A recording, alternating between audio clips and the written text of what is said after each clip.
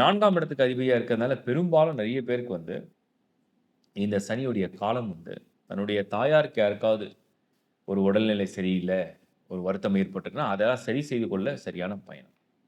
அதேமாரி தொழில்ல ஏதாவது முக்கியமான முடிவுகளோ, முக்கியமான மாற்றங்கள் இந்த சனி ஏற்படுத்துவாரான்னு நம்ம பார்க்கணும். அந்த அளவுக்கு அவர் இன்ஃப்ளூயன்ஸ் ஆகல.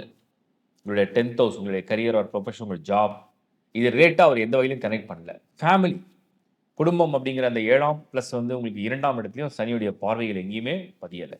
8ஆம் இடத்துல மட்டும் தான் பதிஞ்சிருக்கு. அப்ப இவர் வந்து உறவுகள் சம்மந்தப்பட்ட விஷயமா இருக்கலாம். இல்ல பொருளாதாரம், இல்ல வேலை, இல்ல வாய்ப்புகள், இல்ல வெளிநாடு பயணம். இந்த மாரி விஷயங்களுக்கெல்லாம் இவர் வந்து பெருசா இன்ஃப்ளூயன்ஸ் பண்ணல. அதே மாரி சனி வந்து சில பேருக்கு வந்து வெளிநாடு போய் வேலை தேடணும். இல்ல வாய்ப்புக்காக நான் வந்து போக போறேன். நான் படிக்க போறேன். படிச்சுட்டு அப்படியே ஒரு ஜாப்ல ஜாயின் பண்ணலாம்னு நெனைக்கிறேன். அந்த மாரி ஐ ஹேவ் அ பிளான் அப்படின்னா, அதுக்கெல்லாம் இது கிரீன் சிக்னல் தான். ஏன்னா, அவருடைய பார்வை 12ல பார்த்தீங்கன்னா, பயணத்த நீங்க மேற்கொள்ளலாம். அது கல்விக்காக இருந்ததுன்னா சக்சஸ் அதிகம். அதே மாரி உங்களுக்கு படிச்சு முடிச்சு அதுக்கப்புறம் வேலை, அதுக்கப்புறம் இந்த அங்கேயே செட்டில் ஆயிடலாம். ஒரு பிஆர் வாங்கலாம், ஒரு சிட்டிசன்ஷிப் வாங்கலாம். அந்த மாரி முயற்சிகள் எல்லாம் இந்த சனி வந்து நல்ல பலனை குடுப்பார். பொதுவா துலாம்க்கு வந்து சனி கெடுதல் கம்மியா தான் பண்றார். பண்றதில்ல. ரொம்ப ரேர், ரொம்ப கம்மி. அதுலயும் இந்த பெயர்ச்சி வந்து அதிக அளவுல உங்களுக்கு வந்து உங்களுடைய தேவைகளையும், விருப்பங்களையும் உங்களுடைய செலவுகள் மூலியமாவே இல்ல உங்களுடைய தேவைகளும், விருப்பங்களும் உங்களுடைய முயற்சிகள் மூலியமா அடையறதுக்கு உண்டான வழிய வந்து காமிச்சுருவார். அந்த மாரி ஒரு பயிற்சி தான் இதே தவிர, ஒரு பாதகமான இல்ல பயப்படுற அளவுக்கு உண்டான பயிற்சிகள் வந்து இது கிடையாது. அதே மாரி துலாம்க்கு எப்பல்லாம் சனி ஒரு ஒரு டிரான்சிட் நடக்குதோ, அப்பல்லாம் வந்து அவங்க வாழ்க்கையில ஏதாவது ஒண்ணு அச்சீவ் பண்றாங்க, இல்ல ஏதாவது ஒரு பொருள வாங்குறாங்க, இல்ல ஒரு இடத்த மாத்துறாங்க. அந்த மாரியான ஒரு பலன வந்து துலாம்க்கு உண்டு செய்யும்.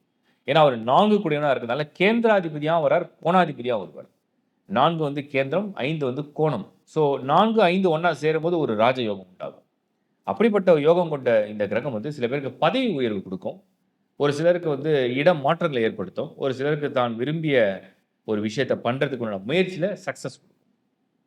ஸோ இப்படிப்பட்ட யோகமான, ஒரு அதிர்ஷ்டமான, ஒரு நல்ல வரவும், ஒரு நல்ல முயற்சியில வெற்றியும் தரக்கூடிய ஒரு சனி பெயர்ச்சி தான் துலாமுக்கு இந்த முறை நடக்கக்கூடிய பெயர்ச்சி.